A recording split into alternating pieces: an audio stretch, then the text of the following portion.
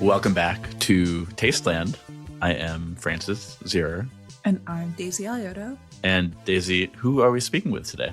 Today we're speaking with Natasha Hoskins. She's the GM and co-founder of Boys Club, which is a media and lifestyle brand and community of smart people that sometimes like dumb things. She's been on the podcast before with her co-founder, Dina, and I'm so excited to have her back because a lot has changed since then. I am excited to hear all about it. While we wait for her, I want to say, so I told you, I think on the last episode, that I deleted Twitter from my phone. It was a little dry January thing.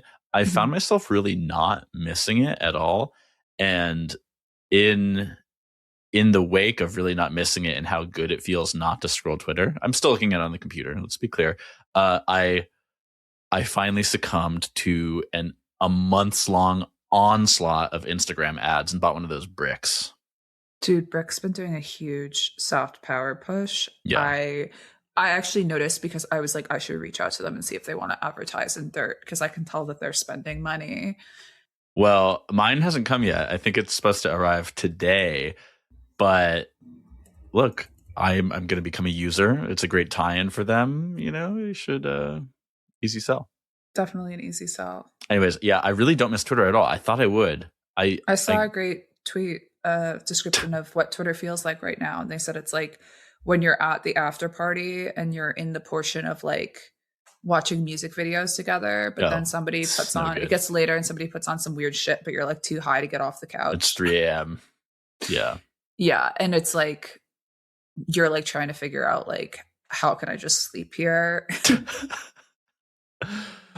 Moving on, another thing. So tonight, by the next time we record, I'll be able to talk about this. But tonight, I'm going to the Karl Ove Knausgaard School of Night book launch on the Upper West Side.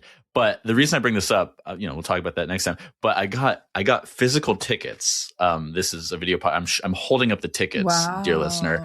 But I specifically opted, instead of email them to me, text them to me, or even will call, I had them mail them to me because I don't remember the last time I've had a physical ticket, and I really like it.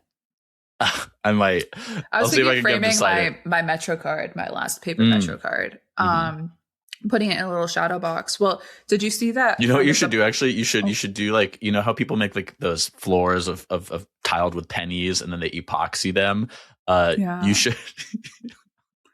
I don't. You should redo your bathroom with. Look, somebody's gonna do that. It's like Brooklyn Bathroom Core. Friend of the pod, Erin Summers, did a piece about Knausgaard for Airmail. I don't know if you saw that. I have not read it. Yeah. Who's interviewing him? I've no idea.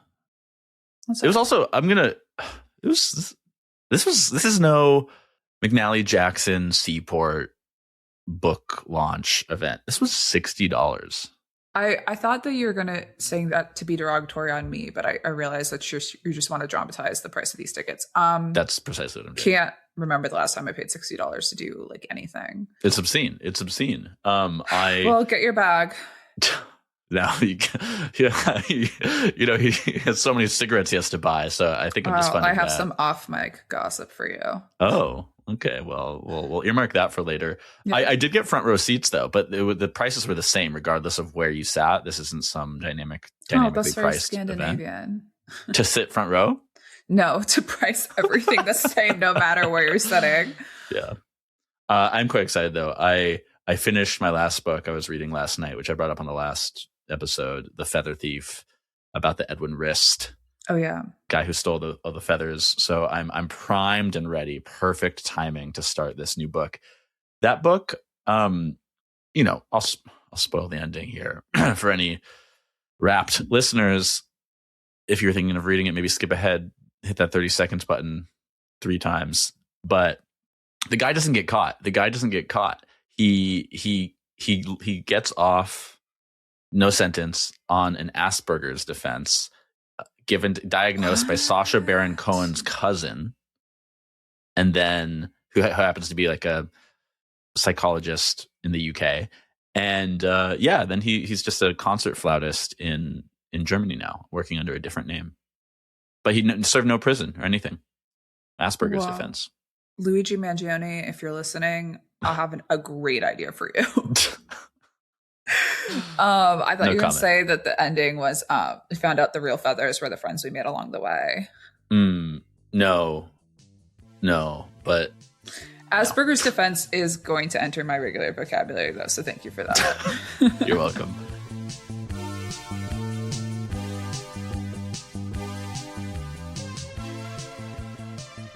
I've gotten really into this one podcast called Ride. Are either of you familiar with it? Mm-mm. No. Okay, it's pretty brain rot. But it's Benny.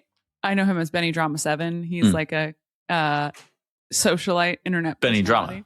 Benny Drama. Exactly. Yeah, Benny Drama. Okay, Benny Drama. It's his podcast with his best friend, who's this female comedian. I'm sorry, I said female. That's upsetting. You mean comedian with an N and E. Exactly. Mary Beth Barone. And I've just become hyper fixated on it. Like, I've been fans of them for a long time. But like, when you're like, wow, I'm like really in the archives on this one. I'm going all the way back. Like, is she the one that did the Golden Globes red carpet? She is. Yes. Okay. She is. So, I mean, she's like a big deal. She's a big deal. Yeah. And she's having like a really big year. And anyway, I don't know why I brought that up. Oh, they, in their podcast, they'll say something and then they'll be like, Dear Media, clip it. Because it's a Dear Media podcast. Oh, yeah. And so I'm just going to be like, Tom, cut it. That's there you perfect. go. One comment on, like, it's interesting that you say you go back in the archives. I can only think of one podcast that I'll go into the archives for. Almost every other one, is just too many and I'll listen to newer episodes. But the one that I do is, for some reason, my fiance and I, like on road trips, we'll end up listening to TrueAnon, and we'll go into some archive TrueAnon episodes. Okay, I don't know TrueAnon. What is TrueAnon? TrueAnon is, I think they just recently hit their 500th episode. It was the first podcast that I really started listening to, but they started in earnest. They started to cover the Epstein trial way back when, and then like the third episode, he lost his life in he left this strange circumstances, But since it's just sort of like, I would characterize it as a leftist. It's a woker Comtown Chapo successor. Yeah. Okay. They do good journalism. And they do have a lot of research. A permanent woman on the mic. Mm-hmm. Okay. Permanent woman on the mic. Permanent woman on the mic. Is it Franchak? A female podcaster, Liz Franchak.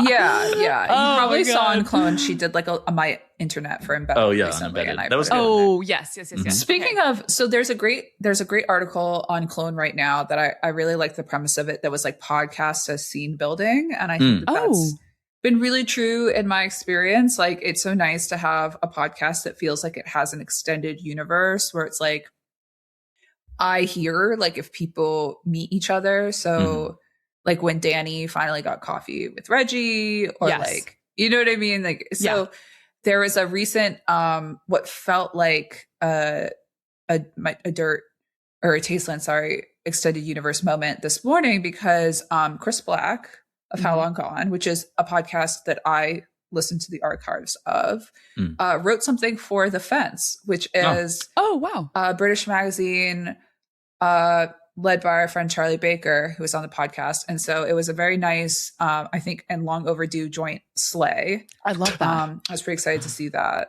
I really love that.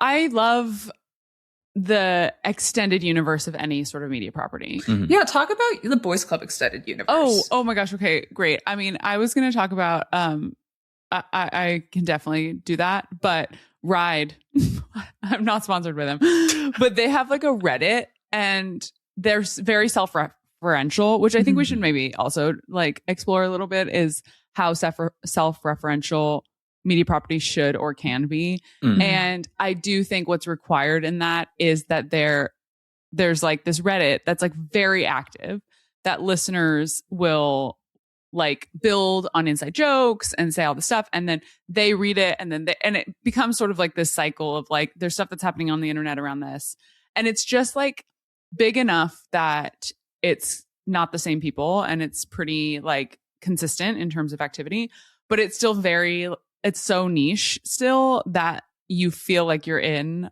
it. Like, there's the level of parasocial relationship to these people so high because they don't feel like full blown celebrities. Yeah, that's such a good point. And I have a lot of fun like exploring those little corners of the internet. Okay, so the extended universe of Boys Club, the media property. Who's in the club? Who's in the club? Anybody who feels they're in the club and you're not an asshole, you're in the club. So Quasi Matt. Oh, Quasi Matt's in the club. Oh my gosh. I'm so obsessed with his takes. Yeah, I mean, we're having a lot of fun at Boys Club right now. We started the live show. We finished like the first season of doing the live show. We did about 30 episodes live, and they were primarily in person, which was really fun. And so we've been seeing, and it's been really successful. There's been a lot of traction around it. I think there's something about there's like a broader trend of like, I hate to say it, but like humanity that people are sort of like craving in their media diets. And I think something about being in person gives that sense of like a relational moment, even if you as the listener are not in the room with those people. There's a different feel to it. I also think we were thinking a lot about like, okay, there's a lot of live shows happening on the timeline. These shows are like blowing up. They are very... who could you be talking about? I have no idea, but... Two boys, one tall, one short. 2 boys, 1 cup. And they are, having success on the timeline, which, you love to see if what feels sort of different and fresh taking off. But so much of it obviously is baked in like sports culture and the way that, I don't know, Red Zone or something would show up. And I also think like prediction markets are kind of the final stage of like industry category collapse. Like to me, like the moment Art Basel sort of flipped to being for like tech people. Well, first it was fashion people. It was art people first. Then it became a fashion event. Then it became a tech event. Put a fork in it. That's done. Cooked. Now that you can predict, you can place bets on every aspect of culture on the same platforms. It's over. And tech people, they want to be experts in everything. Like it's never enough. Like This reminds me. So I didn't watch the Golden Globes, but I saw that they had, I believe it was a Polymarket ticker. Yeah. And you could, they were Not encouraging popular. you. They were encouraging people to predict who's gonna win. But then people didn't like it because it was just so obvious, and it was okay. Well, that is probably the person who's gonna win. And I don't know how many of them were wrong versus right, but my understanding 26 out of the 28 were correct. 26 out of the 28 were correct. Yeah. It's so uninteresting. Yeah. So, man, I have so many thoughts about the Polymarket Golden Globes collab, but I saw a tweet that was like best. It was like a screenshot of best podcast, and it was like the predictions of best podcast brought to you by Polymarket. And someone was like, "This is like this is the end of the world. Like we've hit Golden Globes best podcast brought to you by Polymarket." And I've never felt like more of a loser than watching the Golden Globes with all of my friends who don't obviously work in crypto and being like, "Oh my god, Polymarket! It actually says Polymarket," and they're like, calm down. And I was like, totally. That's so uncool of me to be excited about this. And then the timeline was just so upset about it. And I was like, okay, wow, people are not enthusiastic about this. And I think you're right. It reveals an obviousness. It takes some of the fun out of being right if you're watching that all these other people. You have to hit parlays. Like you got to introduce parlays at some point because it's too easy mode. There was actually a great article in The Verge. It was this like podcasting is dead, or like we don't have a use for this word anymore. And I think it's really smart. Like what we're calling podcasts, like what Amy Poehler won the category, by the way. Like what she's doing is not podcasting, it's streaming. Like podcast is just it had its like S-Town was a podcast, you know what I mean? This American Life is a podcast. Like, well, this to me too, the big thing, I mean, obviously with Creator Spotlight, one of my big things is, well, what is a creator, and trying to figure that out. But one interesting version of this the other day was I saw that Fox is launching some creator network, and they're tapping like Gordon Ramsay to be like the lead creator. And what does that mean? That just means like individual media personality, right? Like that's all that word means. Totally. And in that same way, like all podcast means is a recorded piece of media that's maybe audio and video, but the audio is the most important component, and you can watch it later. You can download it to your phone. Like that's all that is now, right? Yeah. I mean, totally. A hot dog is a sandwich. A celebrity is my friend. A podcast is a video. all business is bundling and unbundling. And that's what we're seeing here. I agree. I think that when sort of coming back to like the boys club live stream of it all, like one of the things that we were really thinking about is like, okay, I don't feel personally moved by something that is referencing Sports Center. Like that's not my visual home. Like where I live is like clips the from metaverse. Oh, exactly. Yep, I'm there. Decentraland. Oh my gosh, not to call them out directly, but you know, like my visual world is sort of like, I don't know, Watch What Happens Live, like a talk show, something that feels like, or a late night show or something like that. Like that's, I think if I'm looking at like what's, or Good Morning America, even like something that fits, David Letterman for girls. Exactly. I hate to say that, but like I'm like being honest, like if what Sports Center is to, I don't know, the finance bro in downtown Manhattan, like Watch What Happens Live is the St. Mark's finance bro. Exactly. So that's what we're kind of trying to get at with the live stream in the way that it like looks and feels and the cut downs and stuff like that. And I feel like that's working. I think that there's a lot of work to be done for us, like as a critic of my own work, of like getting the fidelity to a place that I feel like is competitive to what is required, I think, of media properties these days. And yeah, anyway, so that's been really fun as like a property, but thinking a lot about like, what does it look like on the timeline and how does it represent a callback to other things that I think people who are in the boys club world are used to seeing but want the information to be about tech and innovation and a positive view on sort of some of the stuff that is really quite negative usually on the timeline. That's really cool. What other changes have happened since you guys were on the podcast last? We're thinking a lot about a network, boys club network. And we've talked about this for years. Like a lot of the media thus far, at least video media, has been Dina, myself, and Kate. And that's fun and fine, but not, I think, the world that we want to grow into. I think that there's like that feels fragile and feels like there's a real ceiling if that's the only sort of video first content that's coming out is the three of us. Not only because we're only three individuals, but just a limited perspective and worldview and ideas. And it doesn't scale. It doesn't scale totally. So we're thinking a lot about different show formats and what that can be for us, where there are interests and energy that are happening in group chats in the boys club world that we can pull people into and educate in a way that is aligned with their interests.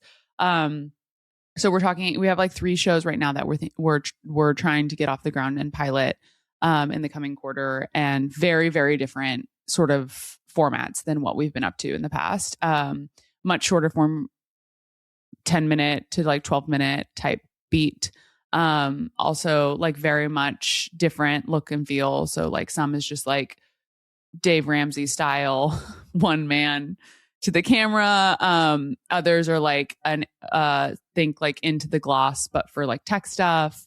We're thinking a lot about peptides and wellness and like the future of wellness and how we talk about that and where people are interested in being educated in that way. That feels like really sticky because a lot of what's actually happening that's extremely innovative is like a gray area legally. And thinking about how we talk about that and what's the line between like endorsing and recommending and just telling people what other people are experimenting on their own bodies.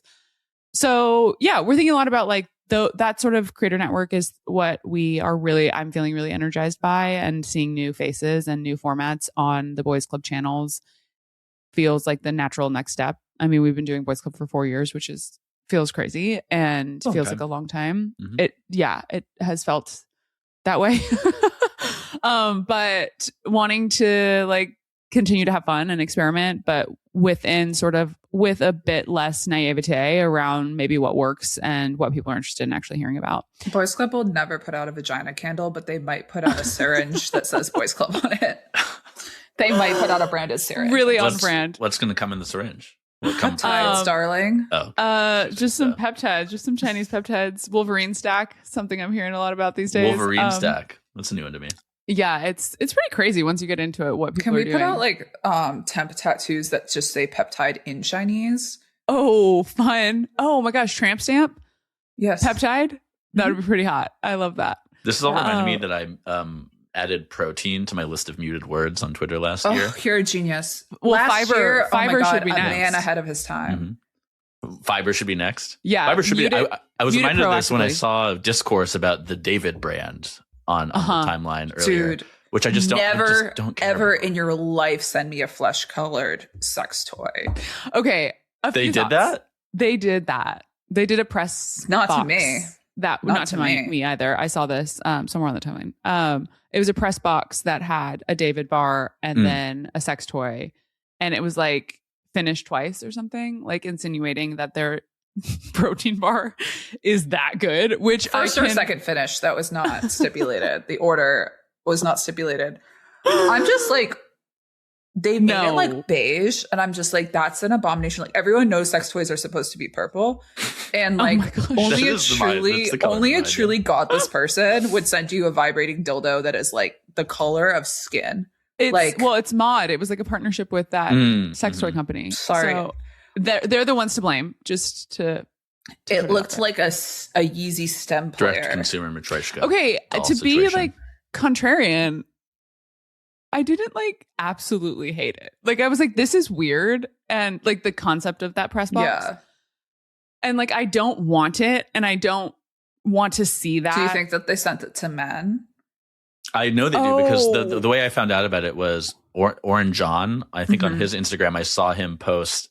It was some picture of part of it, and then he had also written like, I'm not going to post the other thing that came with this because it's not because I have children or something like that. So they did, so he's Okay. one man that they did send it to. Okay. Confirmed. Cool. I don't know, Daisy. Like, center female pleasure. I don't know what you're trying to do, but No, they're centered their own protein bar. They're not centering Totally. female pleasure. No, totally. Anyway, I have a friend who actually was talking to them about being their creative director, and I sent it to her, and I was like, hey, they might actually need you. You might want to answer that email. Anyway, you've muted protein. I've muted protein. Yeah. And Okay. maybe fiber's next. You know, look, I'll do my little exercises, but I'm not like a macros guy. I just don't need to see Totally. a respect breakdown that. of protein. I'll expose my full muted words list another time. I might have done it once before on this podcast. Okay. Wait, no, I think we should all do that. I have a Yeah. really hot take on Twitter, and this is like maybe shows that I'm a masochist. I don't block, mute anyone, or mute any words. Yeah, you I'm see, just like- issue. I'm sorry. I was talking in the intro how I deleted it from my phone for a little too. dry January situation. Oh, okay. Well, so okay. Yes. So you're not like a full Twitter maximalist. No, I think it's like, people have a problem with something when they have to like remove it. I do know I have a problem. And so that was what it was. Is I was like, I deleted all social media off of my phone starting January 1. And I feel like really the last maybe 24 hours is the first time that I have felt good about it. Like, it's been hard. Like, I'm like, full like withdrawal. I'm like, this device actually has no meaning to me now without Twitter on it, which is sad. Okay, Daisy, hit me with a muted word. I saw that face. It's pretty demure. There's only 5 of them. Oh, that's respectable. BTS. Okay. Was that because of behind the scenes or because of the K-pop group? Great I do question. believe the K-pop group. Oh, really? Wow. Okay. Joe Biden. Okay. Succession. Well, okay, wait. Sorry, Okay. sorry. What year? What year? What month did he mute Joe Biden? Mhm. Yeah. Great Oh. clarifying question. A long time. I think he was We still did a show. president at the time. Well, of course. You don't really hear about him so much these days. No. Succession. Wait. Were you a Succession watcher or no? Yes. Okay, you just didn't I want to just hear didn't about want to it hear about it anymore. anymore. Okay, fair. Rent. Rent the musical or rent the thing you pay every month? Rent the thing you pay every month. And you did Okay. this after you moved out of New York City. I think so. Yeah. You didn't want to hear about it anymore. You were And just during like, the "I don't wanna hear about mayoral it anymore." campaign, freeze the This rent. is- I don't want to hear about it. Doesn't apply to And me. then none of my business. McCain. McCain. Oh my gosh! Wow, it's really quite political. I know, and I haven't you could tell I haven't muted anything in a while because Yeah. what would this be doing for me at this moment? They feel But pretty dated. The muted words feel dated. it's I've got a seven capsule. myself. All right, Francis, let's hear them. Okay, so I'll start from oldest, Okay. longest ago that I muted it to most recent. So Renaissance painting. Got tired of seeing photos. Just come up with a more interesting way to describe a photo. You know, Okay. founder mode. I read good the one. thing, and then it just Good there was like a week or two after it came out. I was like, I just don't need to. This discourse does not need to cross my desk. Totally. Cracked. Oh, Again, my use a better gosh. word. Use a better word. I haven't heard that word in really long. Well, maybe time. you Okay. muted it too. Yeah. Maybe. I just got tired of yeah. Yeah. Fair. I just got tired of it. Fair. Bingo card. You didn't Okay. write a bingo card. You didn't write a bingo card. Nothing's on your bingo card. No, Yeah. Labubu. Totally. Again, don't need to hear it. And I could finally, tell that protein. you did that with a lot of hate in your heart. My heart is full of hate. There is no joie It's de love vivre. only. There's It's it's joie de only vivre. love. It's only love.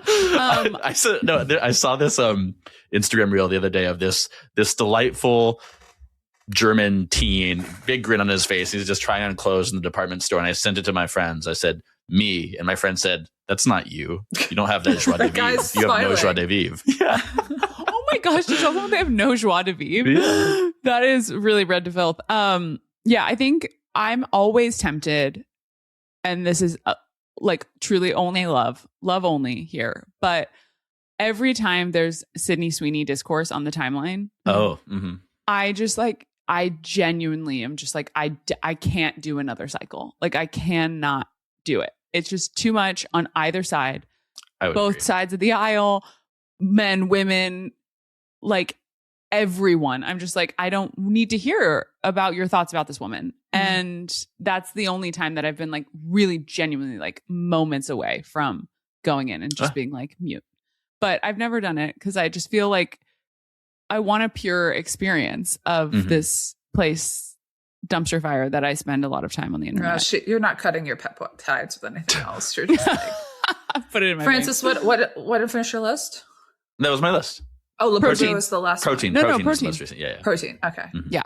I feel we'll talk the next time I'm on this podcast and you will have muted fiber. I'm I'm The sorry. thing is, Natalia. I think I am more susceptible to the fiber propaganda because here's the thing.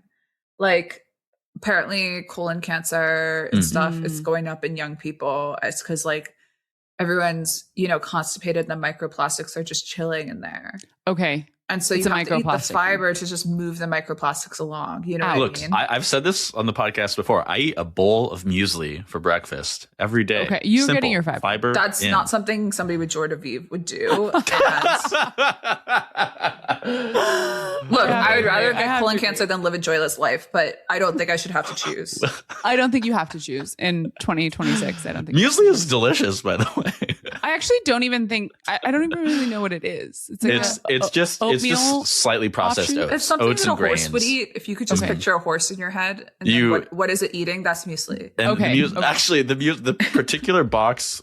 This will show my hypocrisy. The particular box of muesli I buy, I believe the brand is Familia. Maybe it's Famiglia. I think it's Familia. 'cause Okay. It's Swiss. It's not Italian, but they have, I don't know, 5 or 6 different versions, different colored boxes at my local supermarket, and I do buy the one that has more protein. So there you go. You've fallen into the propaganda. yeah, Mhm. I'll say for lunch in my sandwich was feta cheese, was avocado, was chicken thigh. I eat my protein. I Yes. just don't need to hear about other people eating their You protein. ate And I know that I'm talking about it right here. but Before come this on. podcast, What? you had that today before this podcast. I had it about an hour before this podcast. It sounds really good. I I'm ate an happy early for you. lunch. Wow, Mhm. I'm really happy for you. You I've had a Revita cracker, so I'm like, wow. Okay. We've had muesli, we've had a sandwich. I know what I'm doing right after this podcast. Okay, wait. Let's let's bring us back to some current events. I have not read this article. What about this isn't current to you?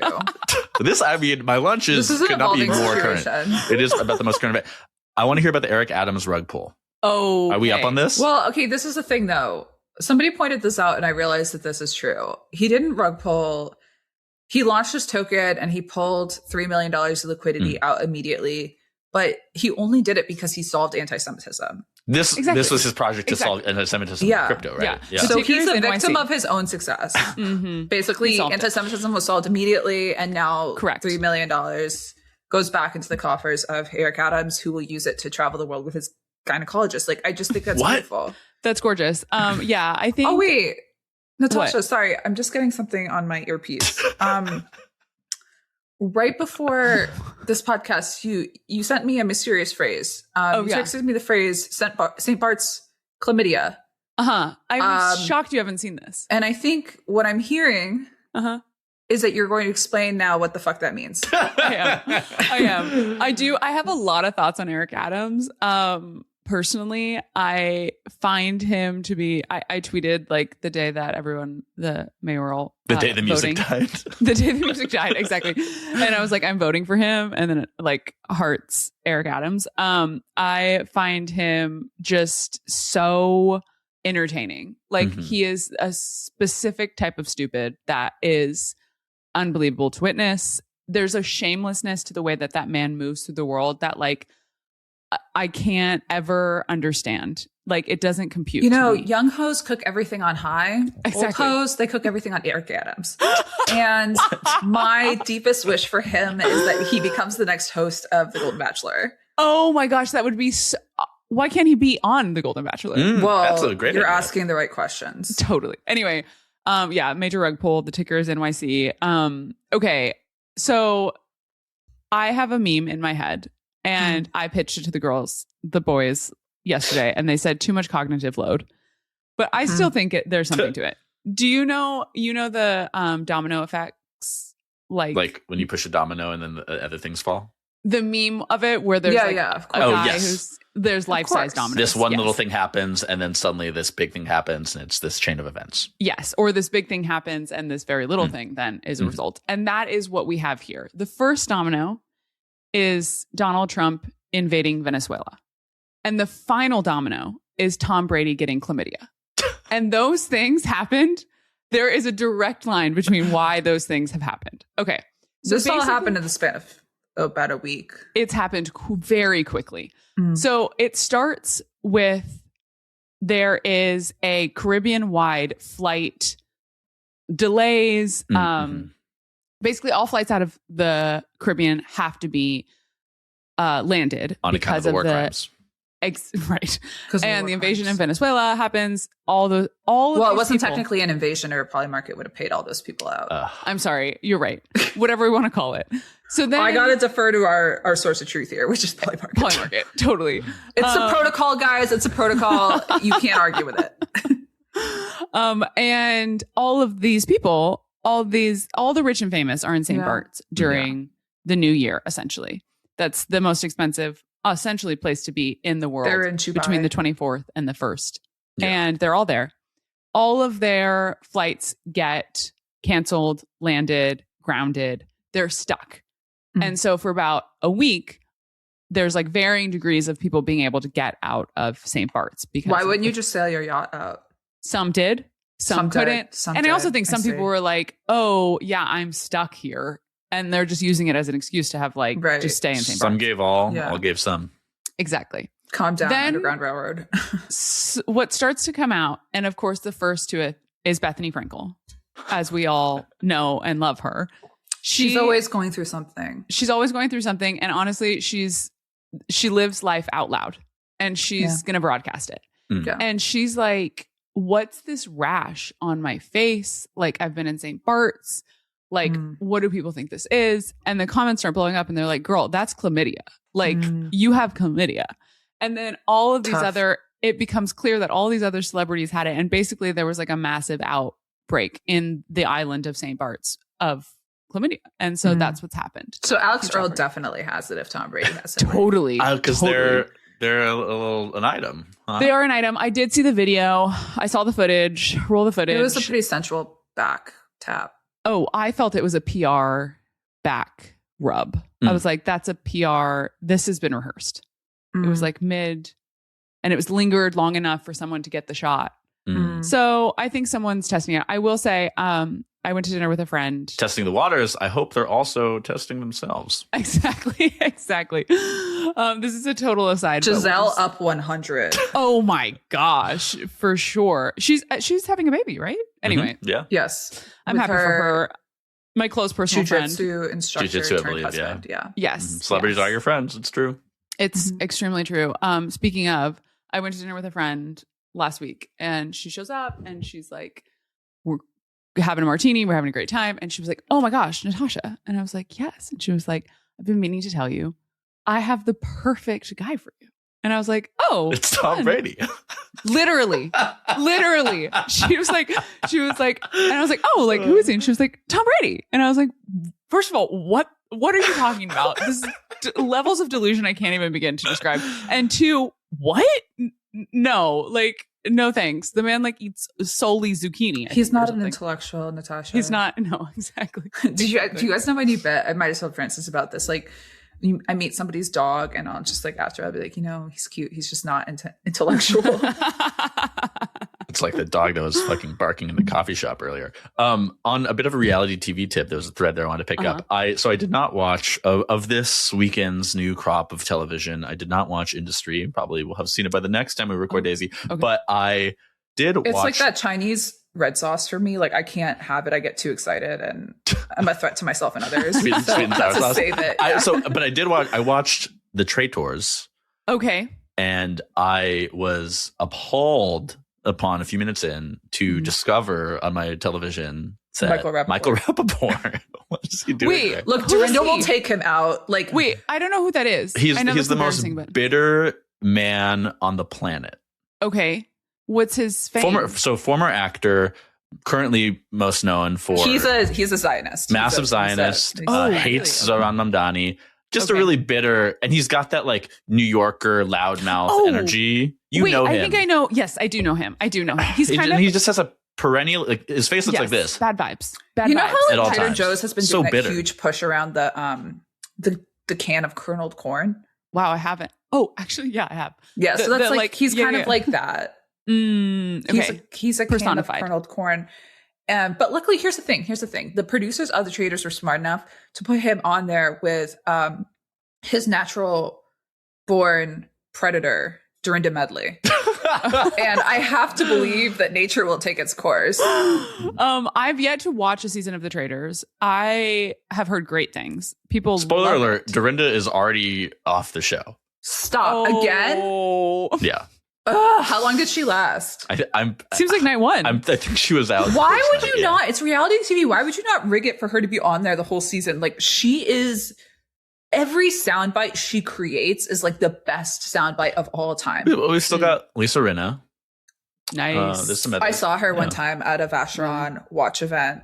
Mm-hmm. We made eye contact and she smiled at me. And I think that she knew that I'm also from Massachusetts. I felt like she looked into my soul and real recognized real. There was a connection. Yeah. You guys were like, let's meet at Dunkin'. Also, like one of my friends, my friend is her makeup artist. And, wow. Yeah. Okay. So we're one. She's like a good person. She is like what she seems like. Okay. Yeah. Nice. You love to hear that. Yeah. Okay. Neither of you have watched Industry?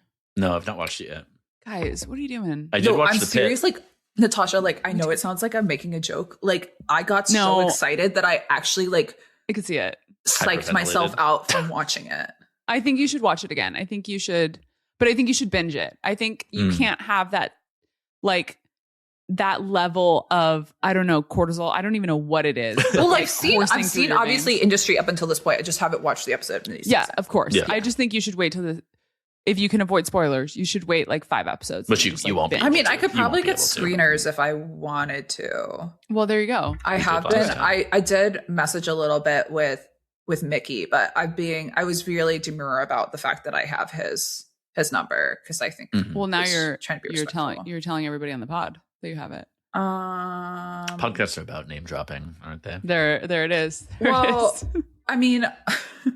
I haven't read it yet. I assume this is what Chris Black's essay for The Fence is about, all of his friends being celebrities. Like, I feel like the first rule of ending up in a sort of like social scene where some people are like famous is like you can't be a dick rider.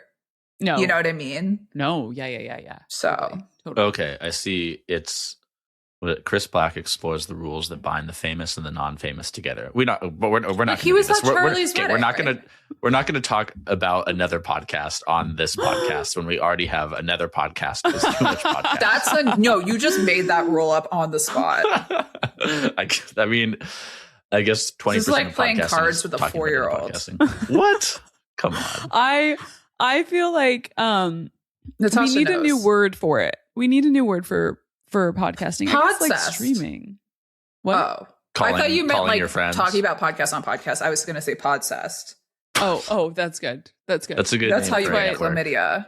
That's why you. Oh, Well, you're the luckily writer. for Timothy Chalamet, like he's having a great week. Chlamydia With his no partner? longer. Chlamydia associated with another high-profile man. Great for Timothy Chalamet. Huge for him. I He's forgot. And he got a Golden Globe. Yeah, Yeah. he's had a really good week. I'm happy for him. I think that Marty Supreme was great. I don't really have any. I think I'm much going to else see it to say. again in a couple weeks. They're playing it at John Wilson's Repertory Cinema here in my Okay. neighborhood, and I think I'm going to go back and see it there. I saw it just the one time.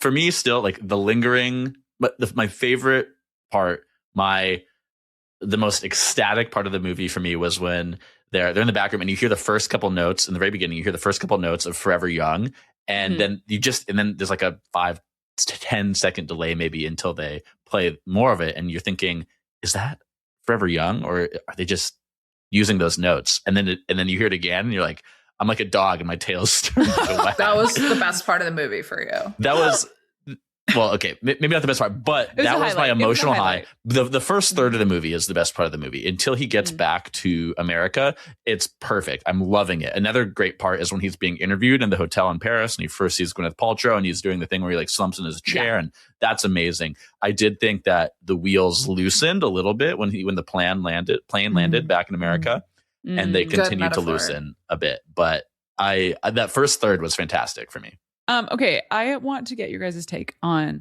what do you think of the Ray-Ban Meta Trash. glasses? Trash? Look, Well, I'm gonna disagree. I'm just I've never actually going been to wear a smart glass. I'm never going to wear it myself, but Okay. as a consumer of Instagram Reels, I've seen content that I enjoyed that was filmed by them. I think the public surveillance aspect is horrible, and probably they shouldn't exist. And or in the way that they exist, there should be a big bright light, which I think there is a light. But I know I read in 404 Media that it's not that hard to disable. But really? I like the footage I've seen that they produce entertains me, which is a very base way of looking at it. So like ideologically, Hey, but there's a lot of stuff out there that but it's fun. Does your isn't try really- January extend to Reels, Francis? No, no. Okay, so you gave up Twitter because you knew if you had to give up Reels, you would die. Well, no.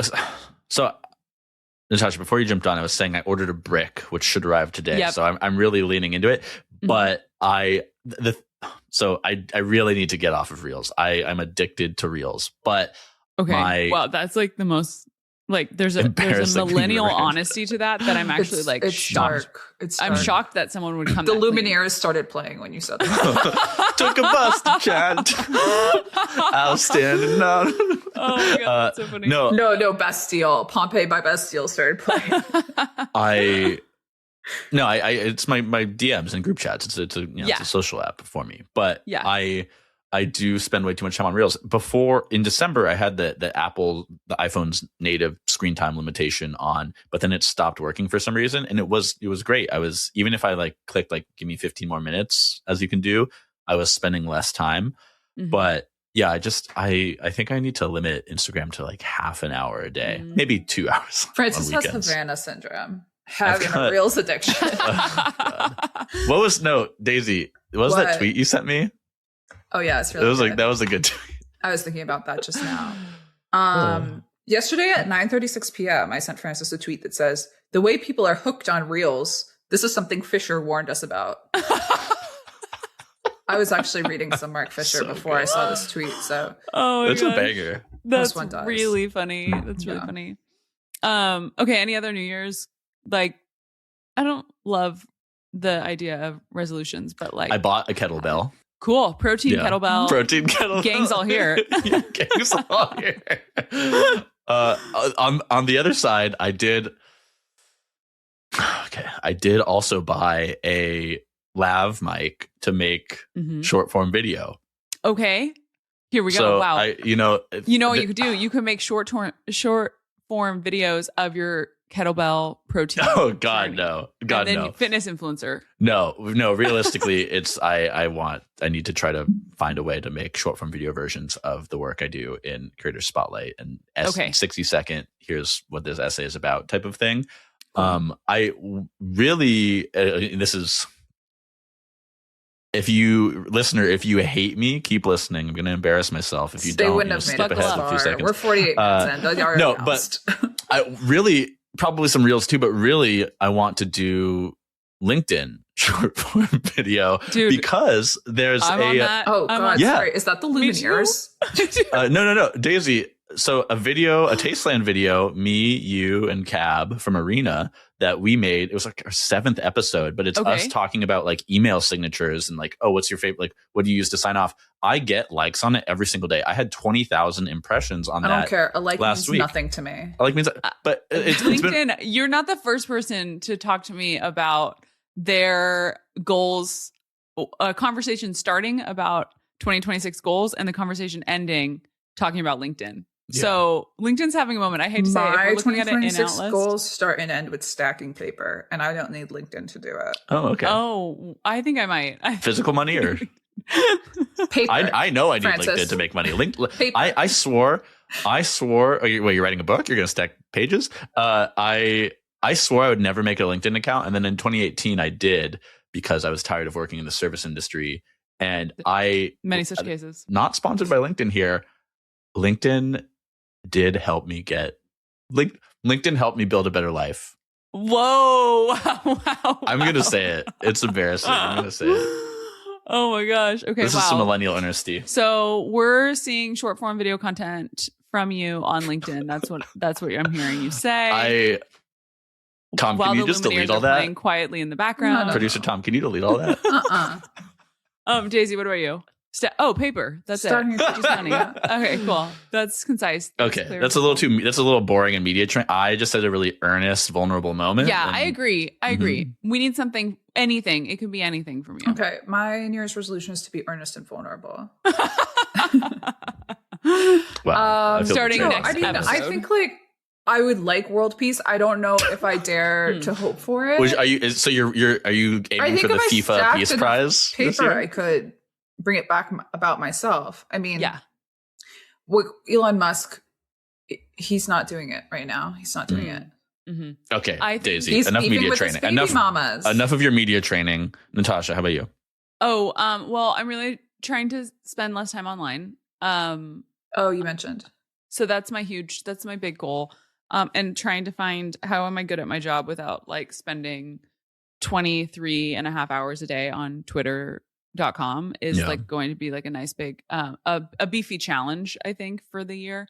And then beefy. They should rename David Protein Bars Beefy Challenge. That's way better. Really? If I got a sex toy box for the protein bar called Beefy Challenge, I would respect it. Honestly, I would fucking respect it.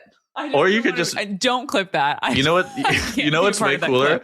What's way cooler is just buying beef jerky and eating beef jerky after you work out. No, I bought beef jerky one time in an airport for my husband, and it turns out he doesn't like jerky. I'm a big beef jerky fan. Beef jerky rules. It's so good. I don't like barbecue teriyaki, and it's I don't like kind of like teriyaki. Has like citric acid. Mwah. Yeah, it's like cutting your tongue as you're eating it. Anyway, getting back to my goals for 2026. Eat more beef jerky. No, I mean, I think there's some that we can talk about offline, off the pod. But yeah, spend less time on the internet. Brady, dating Tom Brady. No, that's not it. That's not it. Oh my God. And then I'm like learning French, and it's really bad, and it's truly like I'm not gifted when it comes to languages, and I've never felt stupider than trying to learn a language. I don't know if either of you have tried as an adult, but it's German. Yeah. So anyway, we'll see. I feel like 2026 is going to be a good year for me. I'm feeling really positive vibes around it. So I'm just trying to keep that going, you know? Well, Natasha, thank you so much for coming on the podcast. This has been Tasteland. Good vibes. Keep them coming, but we're also going to stop them there. Thank you for coming on. See you next week.